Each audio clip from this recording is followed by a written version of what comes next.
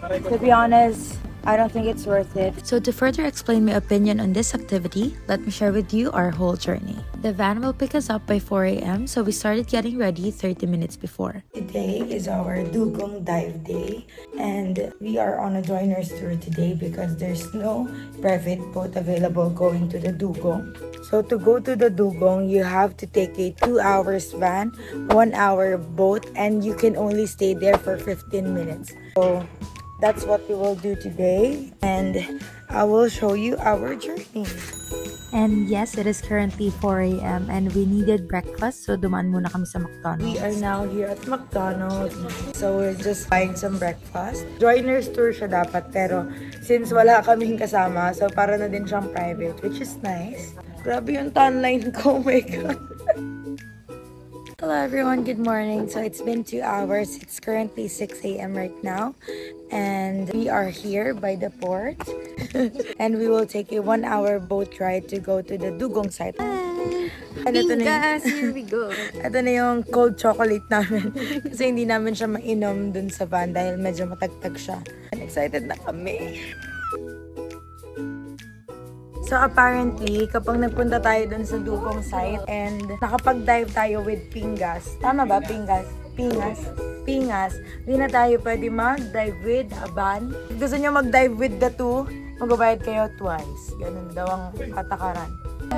Territorial ba ang Dugong? So it's currently 7 a.m. right now and we are going on our boat and we will take a 1 hour ride to go to the Dugong site, which is going to be our dive site for today.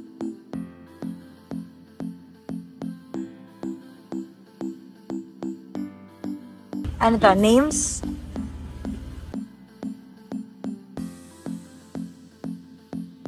So we are now here at our dive spot for today and sobra yung alon. So let's see how it will look like, pero this is our dive spot for today.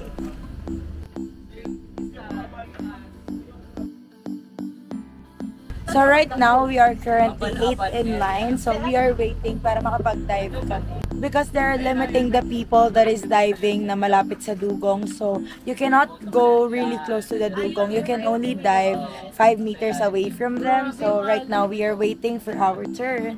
So it's currently 9:50 a.m. and we are still waiting for our turn. Right now, we are 3rd in line. And we are very excited. But right now, isa pa lang yung Dugong na nagpapakita. Hindi pa nahanap yung second one. So, hopefully, by the time na pwede na kami mag-dive, lumabas na din yung isa. So, time check, it's 10 a.m. and we are still in line waiting for our turn to dive. Now, I understand why the Dugong dive day takes like the whole day. It's because of this, because you have to wait for your turn. You cannot actually dive there for a long time. I think you're just given 15 minutes per group. Nagpapatagal talaga dito is yung paghihintay mo for your turn. Which I understand naman kasi ayaw din naman nila ma-overcrowd yung area. So, siya kung medyo nakaintay tayo ng matagal.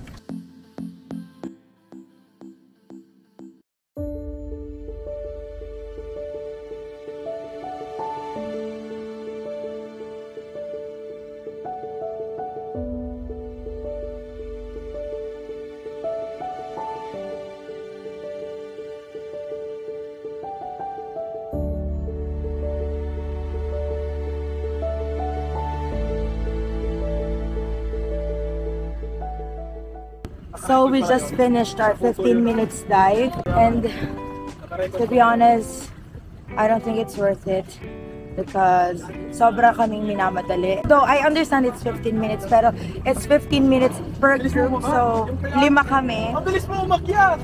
5 seconds ka lang! So we are 5 people and then it's just like 3 minutes each. So basically 3 minutes is 2 tries. And that's it. That's all you get for 4,000 pesos. I don't know. Pero it's still amazing to see in the wild. Pero nakakasad na hindi namin na-achieve yung goal namin. So, ayun. And we waited for 3 hours just to dive in that spot. So, we are back at the port. Yeah, the experience with the Dugong diving wasn't really the best. Because though I do understand na pinapangalagaan nila yung dugong and pinabawasan nila yung interaction sa tao, pero Super konti kasi ng time per group, which is really not enough to get decent shots. I'm not asking for best shots. At least decent ones. Malabo yung tubig and konti yung oras, daming tao. So hard. So let's eat, guys. Happy naman ako nung nakita ko siya, pero I'm still sad na wala akong makayos. Ang cravings ko naman Yung kumakain siya. Nakita siyang kumain. Ayun nga, yung ano no. What if ano na yun siya?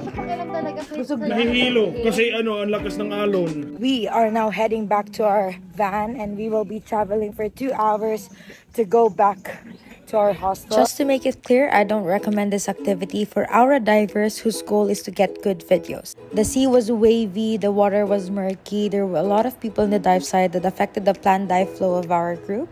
However, our experience might not be the same with everyone, so I'm just talking about our first-hand experience because 4,000 pesos is not a small money for us. But if your goal is to just see and swim with the dugong in the wild, then go for it.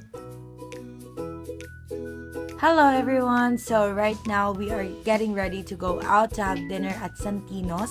Since the last time we went at Santino's, sarado siya. So this time, kakainin na namin yung baby back ribs na sikat. So huhusgahan natin if masarap pa talaga siya. And after that, we are planning to walk around the Central to see what's in there. So ayun. This is our fit for today. Mga nakabanda na kami para, alam mo naman, cute. Yun lang. So I'll see you later.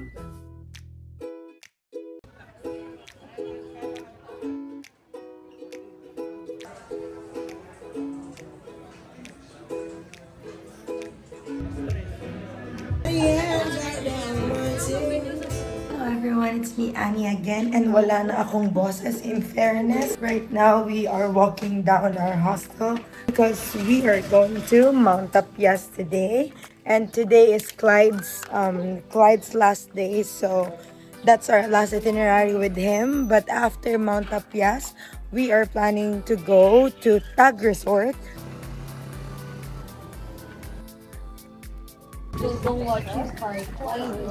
Do you guys see that?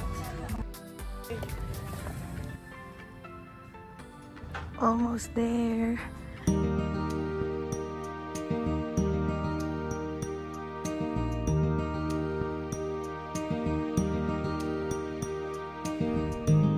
And we are finally here. Sobrang ganda ng view. We are now walking down Mount Tapias and after this, we're gonna get our breakfast. So, bilan na lang natin ang breakfast si Kriza kasi Kriza is still working so hindi siya nakasama. Cashew tart with spicy chili. Poster! Ang cute! Ate, magkano sa poster?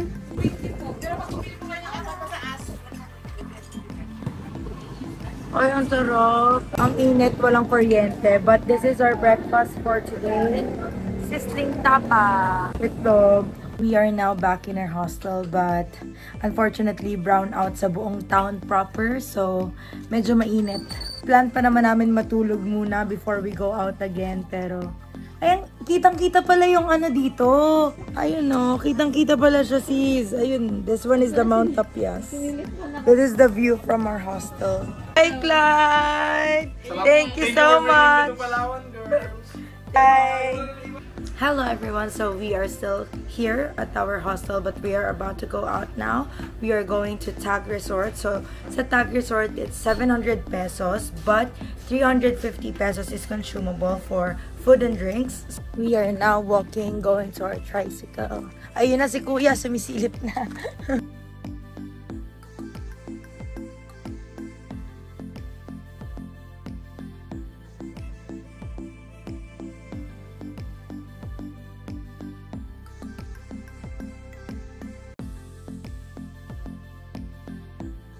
Guys, so we are back here again in the Bambar, yung parang food court where we had our dinner yesterday because this time naabutan na namin yung Santino's baby back ribs. So I hope na masarap talaga siya kasi binalikan namin siya. Edit na ako. Taste test. Ang talap.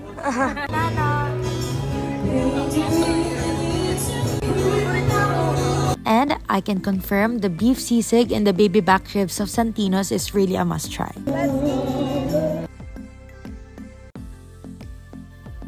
Ang sarap tapos ang galing ko ni ate.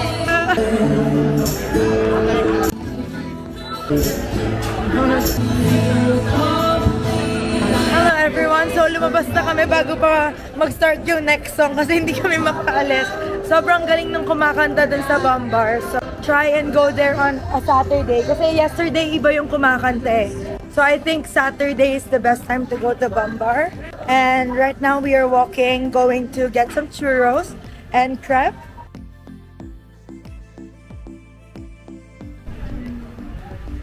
So we are now booking our van transfer from JMP Hostel going to the airport. 301.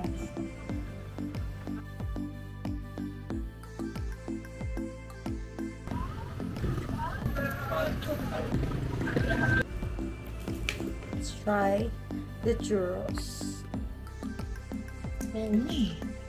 Sarap din. Sarap. Pwede nag-video ako ha. Operation looking for the perfect songs for the reels. No. Wala kaming tubig.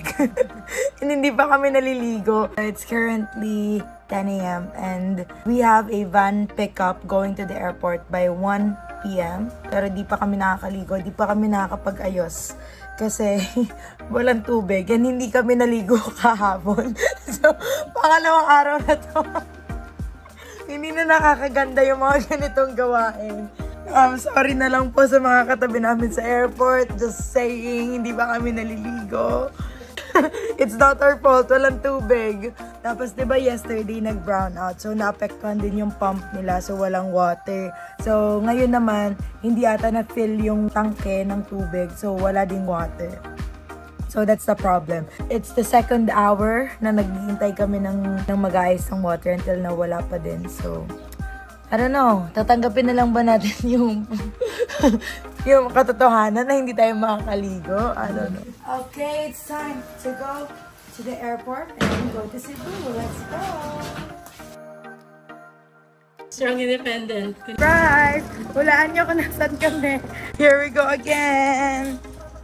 For our last lunch here in Coron, Palawan, nandito na naman tayo sa Antox because this is the closest food place na mura, malapit sa amin. Kain na! Thankfully, nakaligo naman kami before the time comes. So, before dumating yung pick-up namin, nakaligo naman kami lahat. Let's try the mais con hielo. Matabang. Bye, Coron. Let's go to Cebu. Bye, Coron! Bisos ang bisos, no?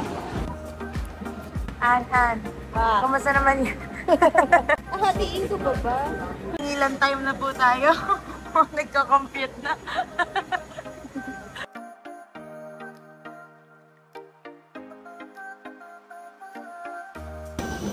Hi, Cebu! Welcome back to me! Little Einstein!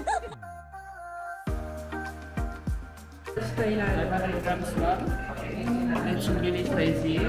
Pwede makingin. Let's eat! Talikod ko? Sarap! Ito yung trending natin. Let's try the scallops. Scallops!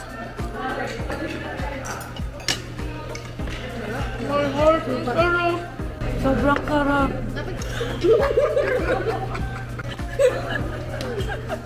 Hindi ko nakuha, sayang. What can you say? Nakakamatay ito. Sobrang sarap yung baked scallops. Like, oh my God. Bye-bye. Ayun. Bye-bye. Bye-bye. Ingat kayo.